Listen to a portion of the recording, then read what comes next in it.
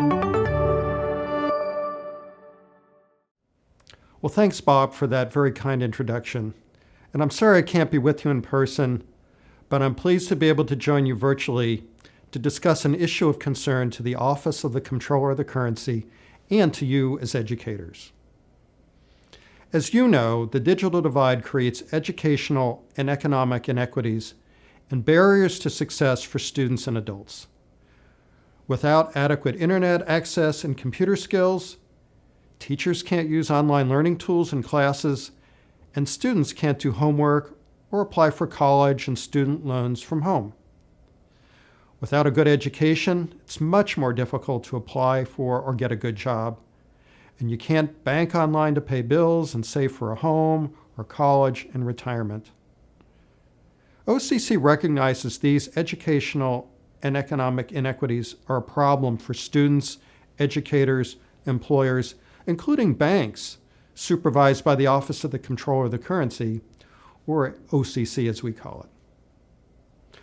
On behalf of the OCC, I want to encourage you as educators and the NASBA to collaborate with banks to help reduce the digital divide as a barrier to economic and educational opportunity.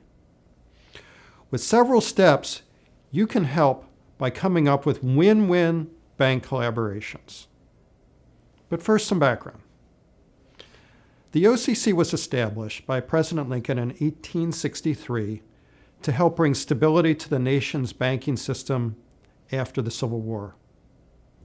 The OCC's mission is to ensure that national banks and federal savings associations operate in a safe and sound manner, provide fair access to financial services, treat customers fairly, and comply with applicable laws and regulations. We fulfill our mission, in part, with periodic bank examinations that look at, amongst other things, Community Reinvestment Act compliance. The Community Reinvestment Act, or CRA as we call it, was enacted in 1977 to encourage banks to meet the credit needs of all their communities, including low and moderate income neighborhoods and areas. OCC's examiners review the loans and investment a bank makes to low and moderate income individuals and in neighborhoods where it has its main office, branches, and automated teller machines.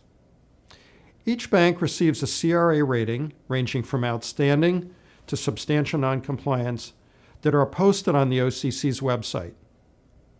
A low CRA rating creates challenges for banks that are applying to open a new branch or merge or acquire with another financial institution. In CRA exams of large banks, examiners review the amounts, types, and locations of qualified investments, including grants and donations for community services that benefit low and moderate income individuals and communities. Qualified investments, for example, may include support for digital or financial literacy or financial inclusion programs for students in schools in predominantly low and moderate income areas, as well as schools whose students are primarily in low and moderate income families.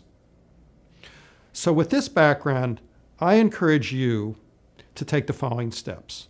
First, identify community initiatives that promote digital or financial literacy or otherwise meet the credit needs of low and moderate income individuals and schools.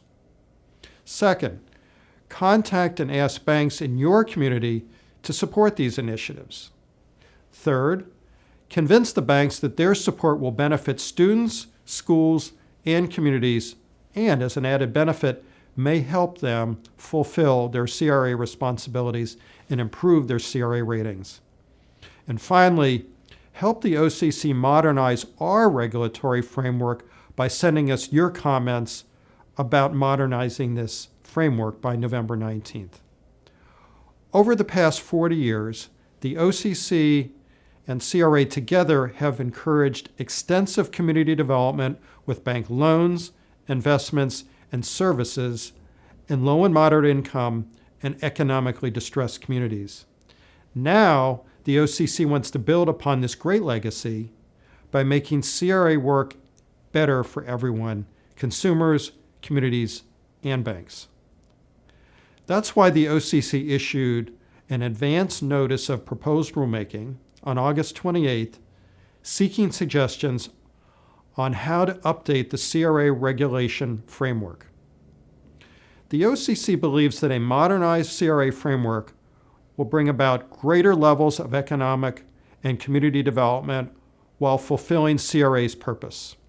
In conclusion, the OCC believes we can get more loans, investments, and services and financial education to the communities that need them the most. Thanks again for allowing me to be part of this important discussion, and I hope you have a great rest of your conference. Thanks so much.